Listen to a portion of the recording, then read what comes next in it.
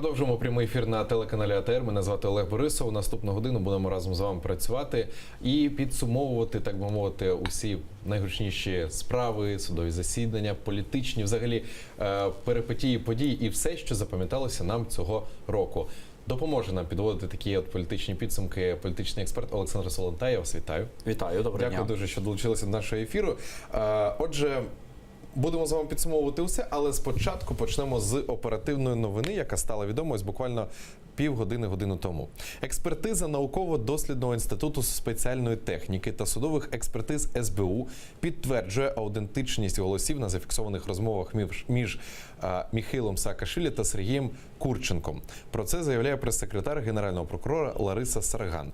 За словами Сарган, на теперішній час близько 15 осіб, які сприяють українським правоохоронним органам у документуванні кримінальних правопорушень Саакашвілі, Курченка, Диника, Денгадзе, допитані як свідки та перебувають під захистом держави. Кінець цитати.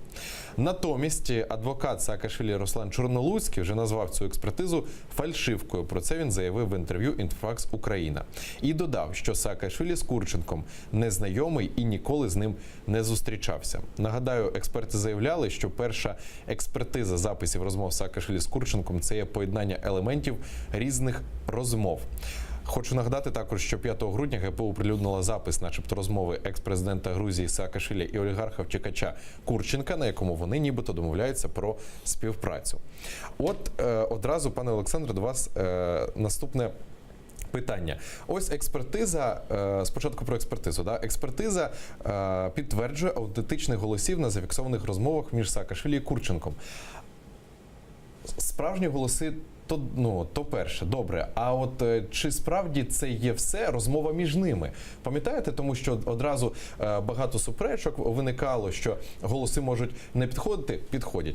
А потім склеєні з більш ніж 20 шматків ці записи, чи не склеєні? Чи треба на це ще одна експертиза? Або вже ось все, що бачимо, можемо і... Ну, дивіться, з одного боку будь-яка експертиза зроблена всередині Служби безпеки із експертними організаціями, які, власне, співпрацюють із Службою безпеки, не викликатиме довіри ні в кого. Ні в суспільстві, ні у жодної сторони, ні у прихильників Саакашвілі, які самі хотіли знати правду, чи балакав їхній лідер із українським опальним олігархом в Росії, чи ні. Тому, насправді, тільки міжнародна експертиза, тільки зовнішня експертиза може встановити, якщо це взагалі можливо, залежно від матеріалу, про те, що є правдою, що ні. СБУ дискредитоване, йому не будуть вірити.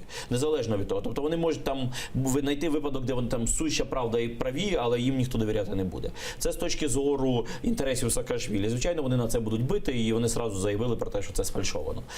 Але з точки зору правди, то не втомлююся звертати увагу на інше. Мені якось все одно, чи співпрацюють Курченко і Саакашвілі. Для мене є беззаперечним фактом того, що в Саакашвілі немає бар'єру співпраці з олігархами.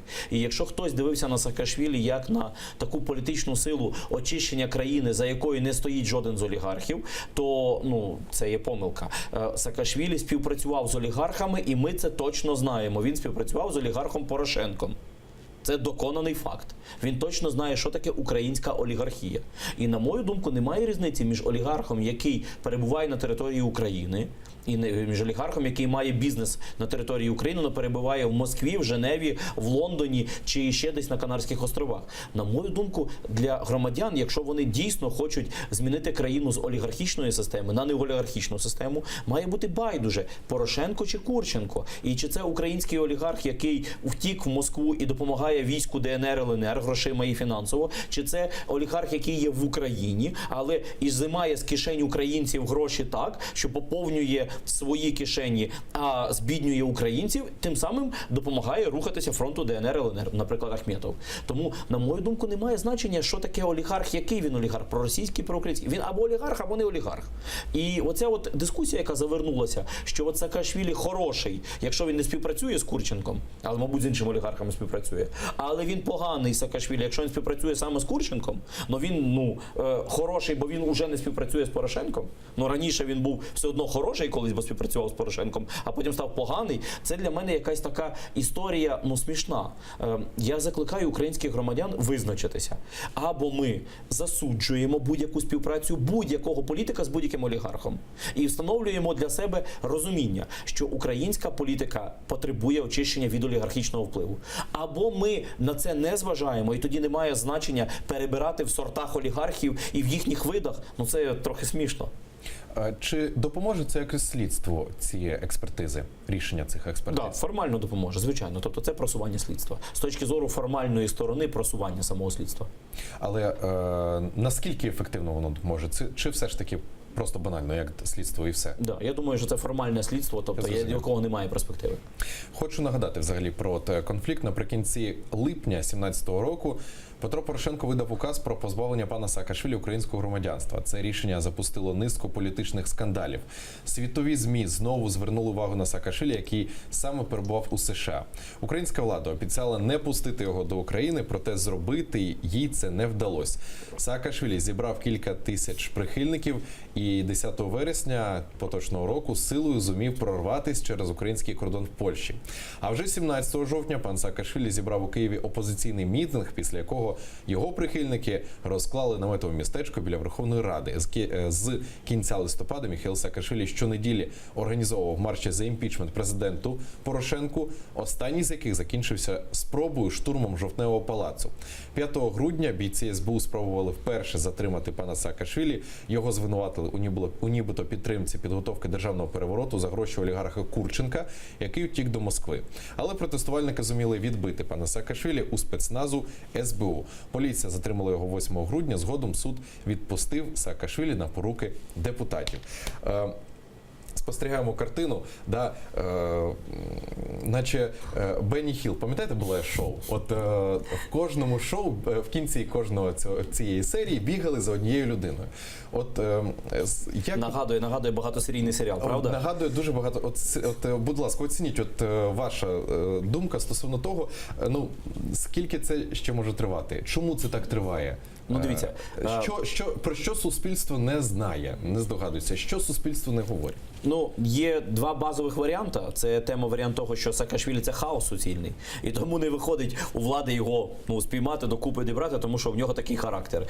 Кавказький запальний. А є друга думка про те, що це домовленості. Причому домовленості, якщо не з Петром Олексійовичем, то щонайменше з якимось оточенням, яке, власне, допомагає йому кожен раз вислизувати з цієї гри. Ну, а суспільство чого не знає? Суспільство не знає і не акцентує увагу на одному єдиному. На тому, що всі політики дивляться на найближчий 2018 рік і на все, що станеться далі, як на підготовку і репетицію зміни влади в Україні шляхом виборчим, шляхом зміни президента. І виходить, що оточення самого Порошенка лояльність виказує Порошенку, а в реальності продумовує дуже серйозне питання, що далі робити, коли закінчиться в нього каденція і прийде новий. І хто цей новий? І з ким домовлятися наперед? І розуміють, що Саакашвілі фактично тут тараном виконує функцію. Спочатку була думка про те, що цей серіал розігрує сама влада і Саакашвілі, але останнім часом стало видно про те, що Саакашвілі наносить збитки не тільки протестному руху. Це те, що кидало тінь на Саакашвілі, тому що спосіб організації ним протесту викликав сумнів, чи це взагалі не провладний проект шляхом каналізування цього протесту. І я теж про такі думки,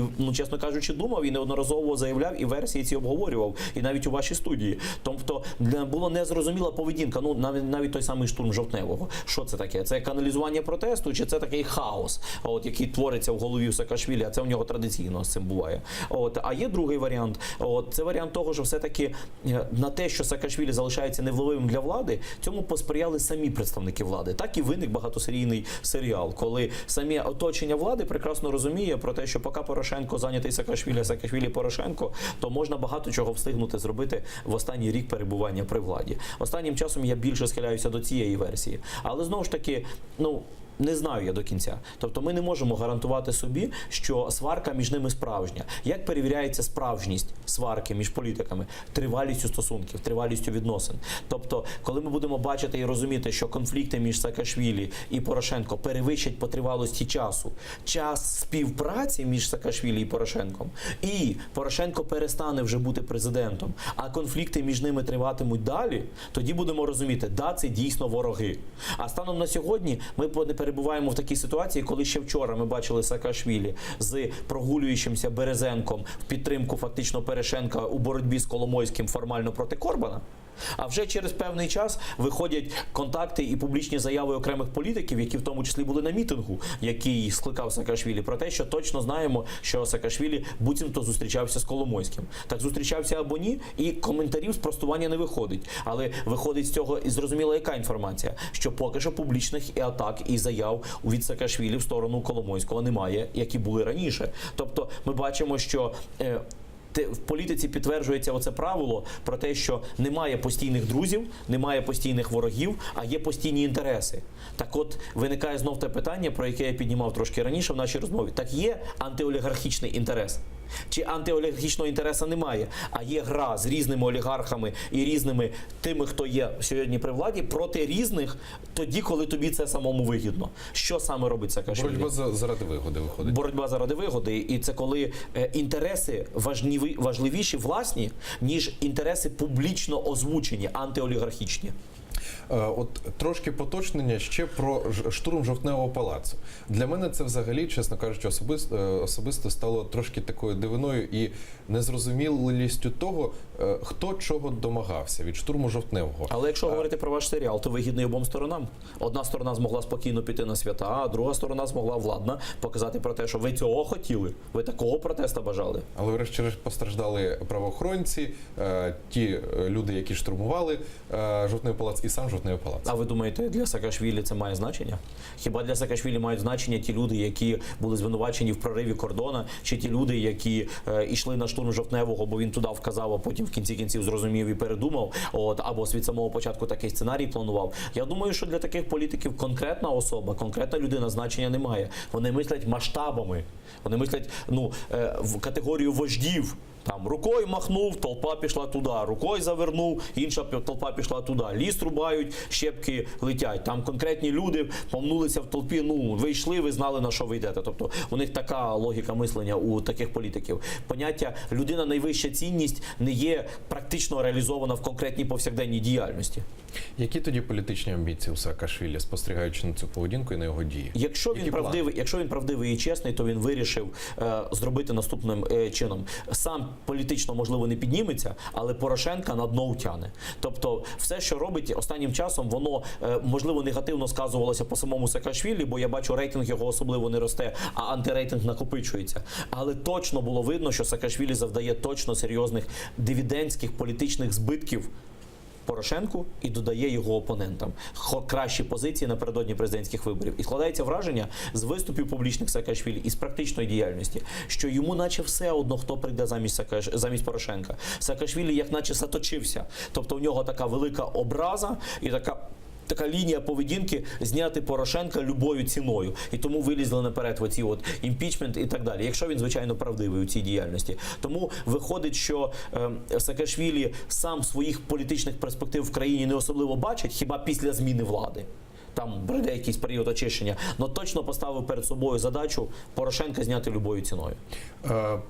Якщо надалі і піде Саакашвілі, кого він навколо себе буде збирати? Маю на увазі, хто буде в його команді? Дивіться, формально він не може бути лідером команди, формальним. Так, але все ж таки неформально. Неформально бажаючих, ви як бачите, дуже багато. Тобто люди, які крутяться біля Саакашвілі, це люди, яких ми переважно не знаємо. Це люди, які переважно не публічні. Рідко, коли який публічний політик або політична партія публічна появляється біля Саакашвілі. Як правило, лідери політичні пояснюють це оцим хаосом і непрогнозованістю. Тобто важко стояти біля такої фігури, яка дуже медійна, на яку реагують усі журналісти, усі камери, ви в тому числі, так? А людина може махнути, ідемо на Жовтневий, а потім вигрібати. Кому? Вигрібати політикам трохи меншого ешелона, тому меншої світової відомості. Тому, власне, ми бачимо, що біля Саакашвілі поруч не стоїть ні Садовий, ні Тимошенко, ні Ляшко, ні Чумак, ні Наливайченко. Я теж Солонтай не стою поруч. Тобто, багато інших політиків різного масштабу і різного ешелону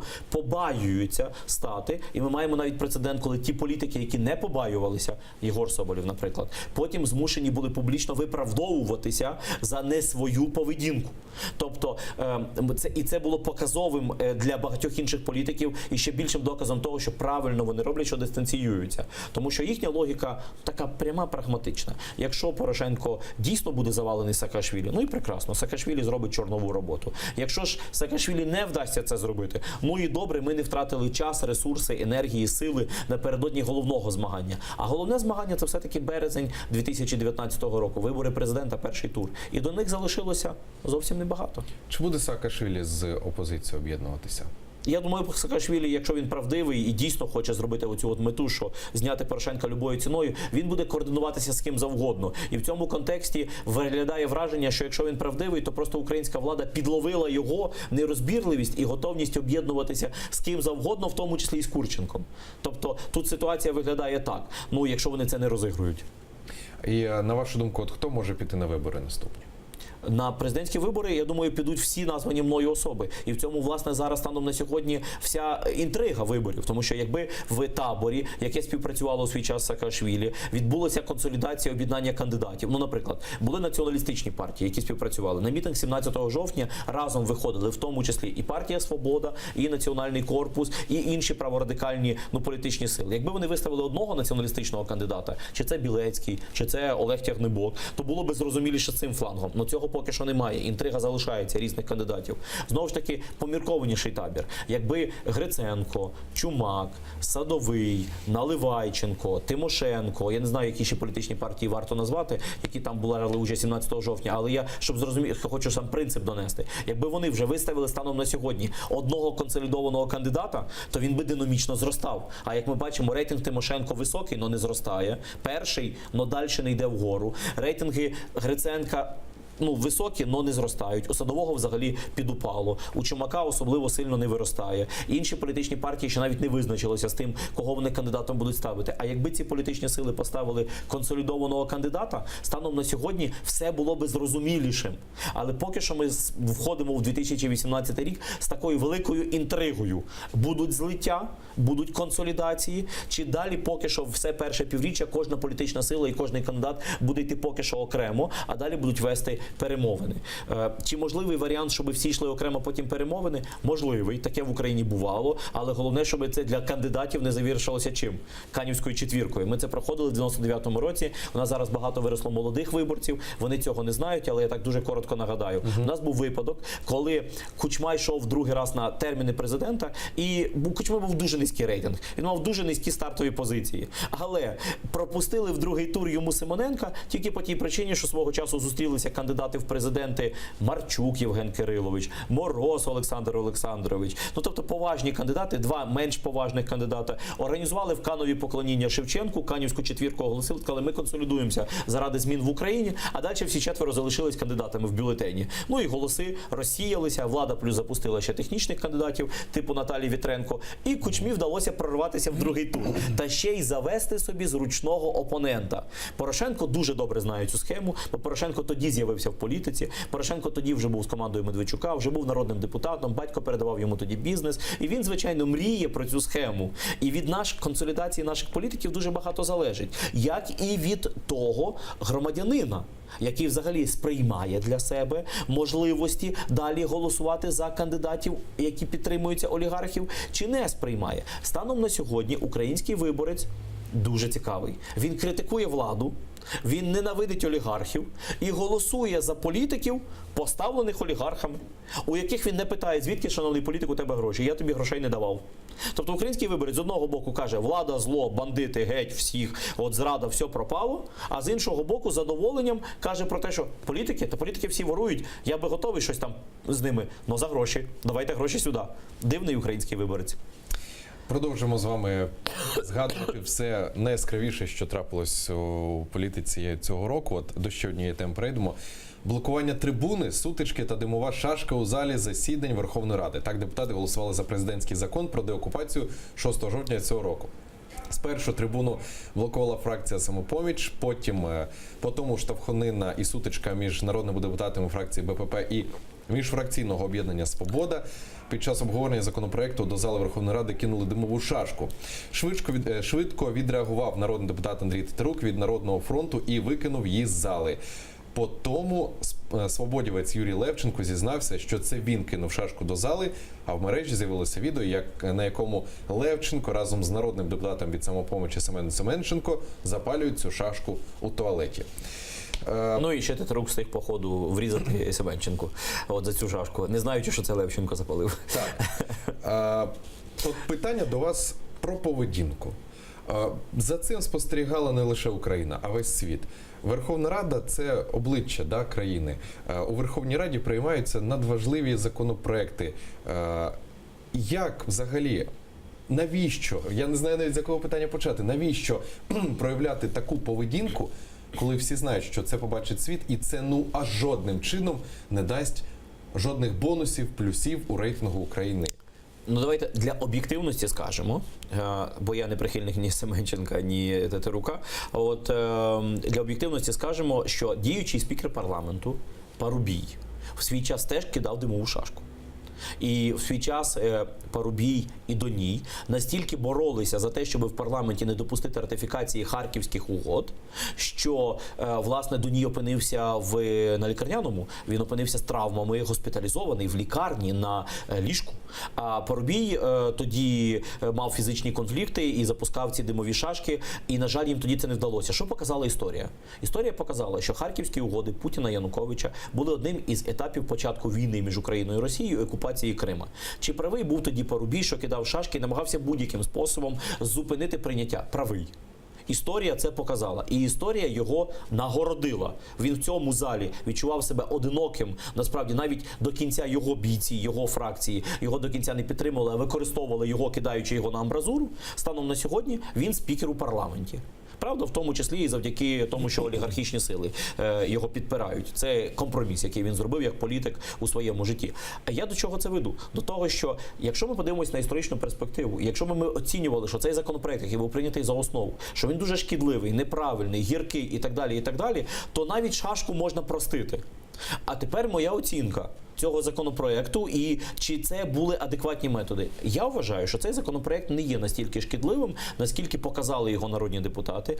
Другий момент. Я вважаю, що він до другого читання прийде в значно кращому вигляді і буде допрацьований. І це вже підтверджується порівняльними таблицями і тим текстом, який здається.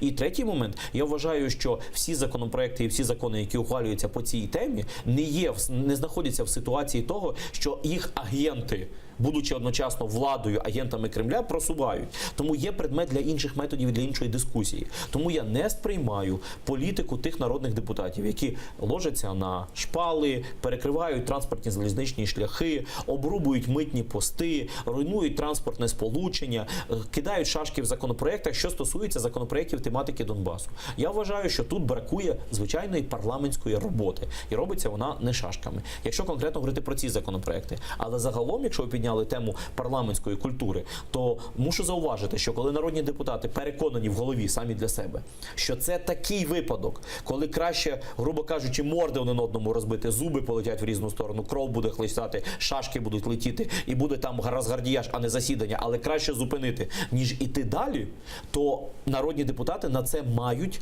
мати впевненість, що вони дійсно праві. А історія покаже. Історія покаже, це було неадекватність ситуації, чи це була реально зрада, яку не потрібно було допускати. Я приклад з Харківськими угодами привів. Коли тоді, якби трошки більша кількість нардепів приєдналася до таких шашкових методів, то, можливо, з Харківськими угодами не було б все так трагічно, як воно сталося тоді. Чи є взагалі, можливо, якийсь інший варіант вирішення і звичайно, якби політика більш була дипломатична? Звичайно, в усьому світі застосовується інша політика, ніж та, яка є в Україні. Тобто, коли політики відірвані від людей і змушені всередині парламенту з'ясовувати методи кулаками, шашками, там іще якось, тому що вони не мають можливості звернутися до власної політичної сили і вивести прихильників цієї політичної сили і цього напрямку в активну стадію. У нас політики відірвані від народу. Ми подивимося, наприклад, на фракцію номер 1 БПП. А де члени БПП масово по Україні? Реальні члени. Та цього не існує. Це партія створена під вибори, і виборами вона завершиться.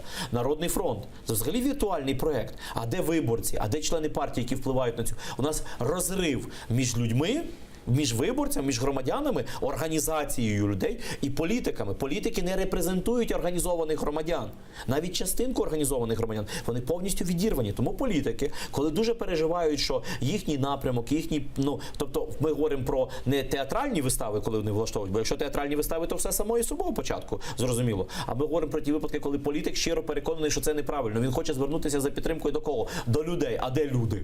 А людей нема. Ви заходили в парламент як проекти, як телевізійні шоу, як білбордні рекламні за гроші кампанії, а не як люди, які репрезентують певну кількість людей. І тому звернутися до цих людей за підтримкою просто неможливо.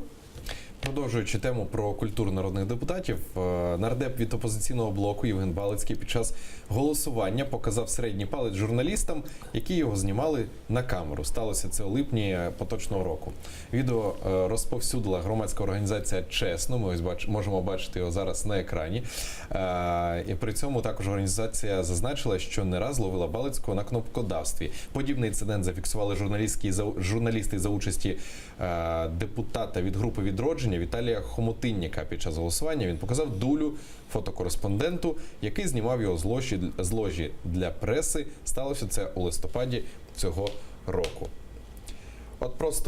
От вам слово, пане Олександре. Ну, що ви Дуля, хочете? Середні пальці. Віталік, бувший голова молодіжного крила партії регіонів. Молодих регіонів, Януковича. Що ви від нього хочете? Якби в нормальній цивілізованій країні таких народних депутатів просто не повинно існувати. Про корупційні схеми я взагалі мовчу. Про те, яким чином вони голосують у парламенті, як вони обмінюють голоси виключно на економічні рішення, це взагалі. Тобто, в нормальній країні, НАБУ, антикорупційний суд і так далі давно би їх пересаджав. В нашій країні НАБУ займається власним самопорятунком замість того, щоб вилавлювати таких щурів корозії української парламентської системи. Моя оцінка дуже негативна подібних персонажів, і тому зрозуміло, що етика і їхня поведінка і пальці – це взагалі соте питання. Це просто люди, які роблять статки і мільйони, інколи навіть не для себе, а для олігархів, з якими співпрацюють, висмоктуючи кошти з українського бюджету, ставлячи смотрящих на українській митниці, на різні схеми фінансові, вводячи прокладки і прослойки, виграючи тендери і вимиваючи мільярди. В той час, коли українська корупційна система ловить, нещодавно суд відсторонив мера Скадовська за смішних щось там 24,36 гривень порушень у тендерній документації, тобто де він не ухвалював рішення про цю закупівлю. Тобто, в той час, коли такі відбуваються мільярдами, держава витворяє таке на місцях а-ля як в Скадовську для того, щоб просто політично розправитися з людиною, що починала там робити зміни. Тобто, тут нема слів просто. Про яку етичну поведінку можна говорити? Якось можна це, буквально коротко, якось можна це карати, не карати, або карати, знову ж таки, можна. на законодавчому рівні. На законодавчому ні, можна просто їх не обирати, таких до парламенту. А крім цього, наприклад, у самому ж парламенті. Дивіться, просто окрім зауважень, знаєте, якщо ми обрали таких туди і прийняли при тому всьому закон, що такі мають каратися за таке, то такі обрані там за таке карати таких не будуть. Закон не застосують. Тому справа не в законі. Можна безкінечно правити закон про статус депутата Верховної Ради, але він, по суті, не депутат. Він, по суті, бізнесмен, та ще й бізнесмен на корупції. І продовжуючи тему про депутатів, поговоримо ще про кнопкодавство. Ось справа в чому. У 2017 році 73 нардепи кнопкодавили 265 разів під час голосувань Верховної Ради. Таку кількість порушень зафіксував громадський рух «Чесно». Ще більше за кількість кнопкодавств, зафіксованих за 2 попередніх роки діяльності Верховної Ради 8-го скликання. Найбільше кнопкодавили представники групи «Відродження» – 75 зафіксованих фактів, блоку Петра Порошенка – 55, Народного фронту – 46 та групи «Воля народу» – 41. Безумовно, лідером з неособистого голосування цього року виявився Антон Яценко з групи «Відродження». На його рахунку щонайменше 23 кнопкодавства. Причому часто він голосує відразу за декількох колег. Андрій Шиньович з блоку Петра Порошенка кнопкодавив щонайменше 17 разів. На 3-му місці Василь Гуляєв з групи «Відродження». Також до 10 депутатів, які кнопкодавили найчастіше, увійшли Сергій Мартиняк, Ярослав Москаленко та Сергій Шахов з «Волі народу», Євгеній Геллер та Віталій Хомотиннік з «Відродження» та Олександр Урбанський з БПП.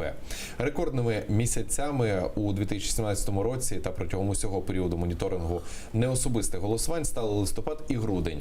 У кожен із цих місяців було зафіксовано по 72 факти кнопкодавства. Ось таку статистику маємо. Теж хочу сформулювати одразу питання, з якого правильно почати. Пам'ятаєте, був галас такий дуже сильний, і закон навіть приймали стосовно кнопкодавства. Це ще, здається, воно навіть було подолано в 2014 році.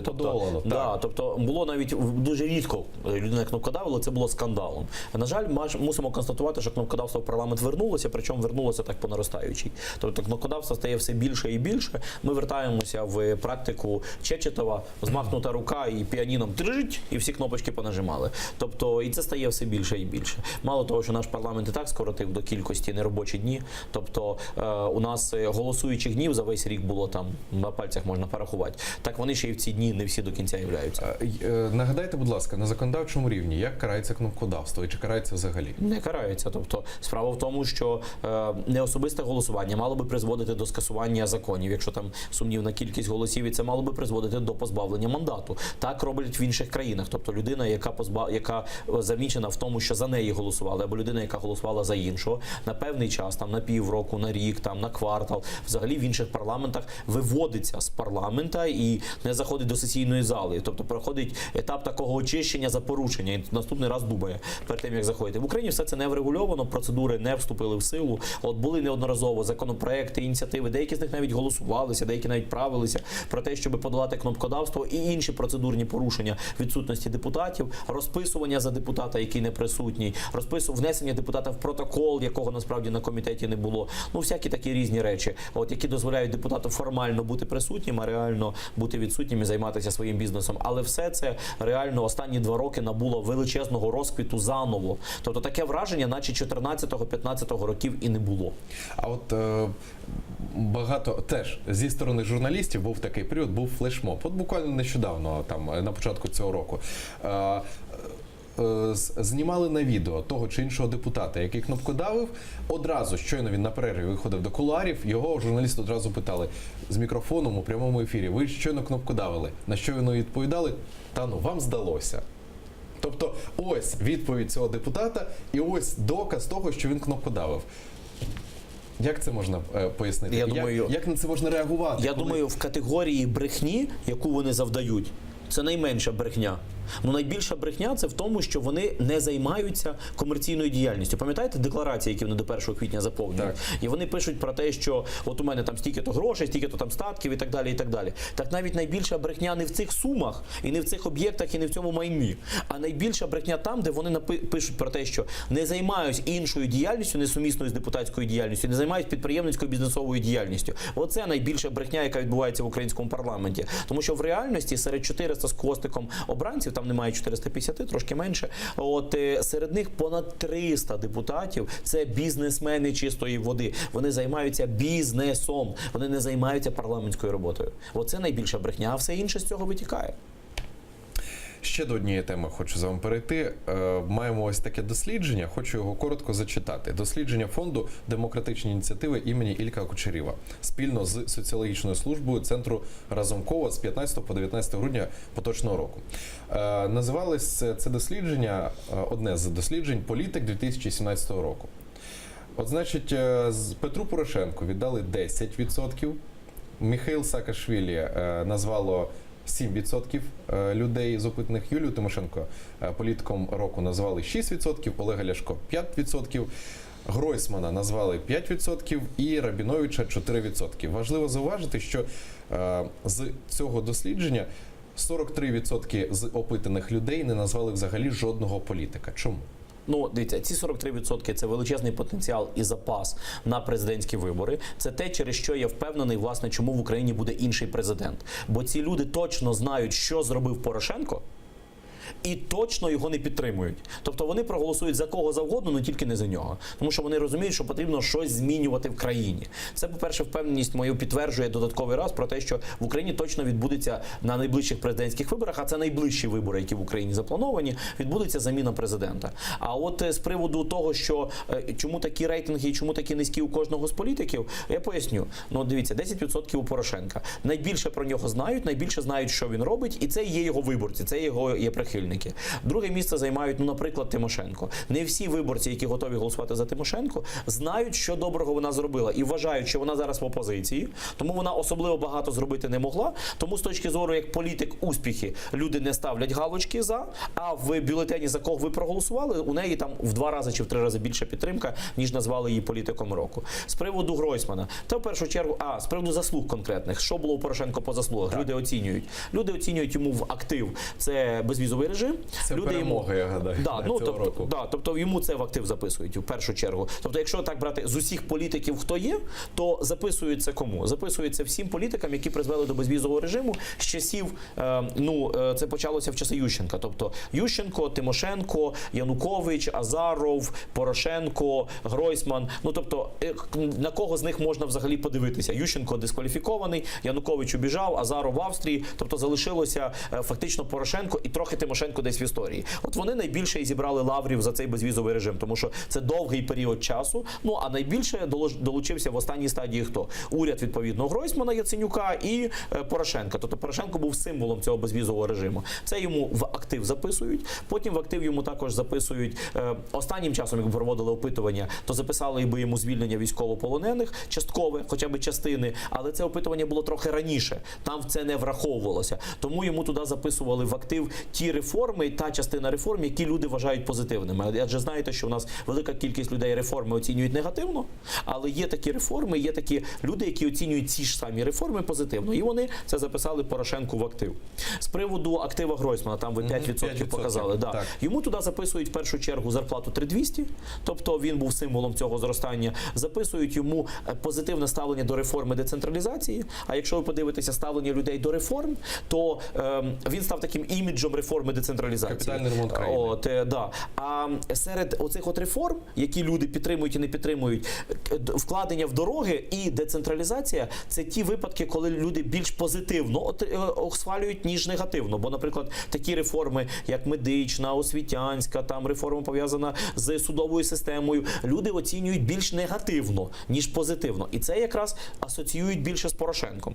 Хто ж там ще назвав? Рабіновича. Рабінович сприймають люди. Рабіновича сприймають як кандидата в президенти, який зараз нічого не може зробити, тому актива в нього немає, але бачимо, що в нього приблизно який рейтинг підтримки на президента, такий рейтинг політика року. Тобто, грубо кажучи, для людей багатьох це стало відкриття, що от є такий політик, багатьом людям подобається саме такий політик, і вони готові за нього голосувати. Ну, а Рабінович, як відомо, веде свою кампанію, він бордами всіє в Україну, не з роликів не злазить, на ефіри ходить, на Ньюзвані Мураєв його підтримує, ну і так далі, і так далі. Там ще хтось був двоє.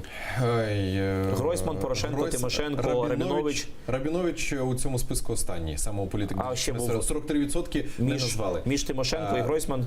Порошенко, потім Саакашвілі, Тимошенко, Ляшко, Гройсман і Рабінович.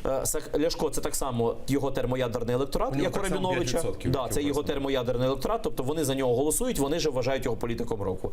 А у Саакашвілі політиком року вважають, замітьте, там більше, ніж у нього рейтинг. Тобто до Саакашвілі вважають політиком року як людину, яка наважилася кинути виклик владі і яка бореться з владою. І пам'ятаєте, ми на початку ефіру говорили, це серіал багатосерійний, така мильна опера, де постійно ловлять когось, кого не можуть спіймати, чи це правдива борня, ну тобто правдива боротьба. І оце ті люди, які вважають, що це правдива боротьба, що Саакашвілі є зараз символом, прапором боротьби з існуючою владою. І оце його відсоток підтримки. Ну, як ми бачимо, 50% запас для приходу будь-яких нових політиків, і достатньо є, в принципі, часу для того, щоб вони на президентських виборах себе проявили.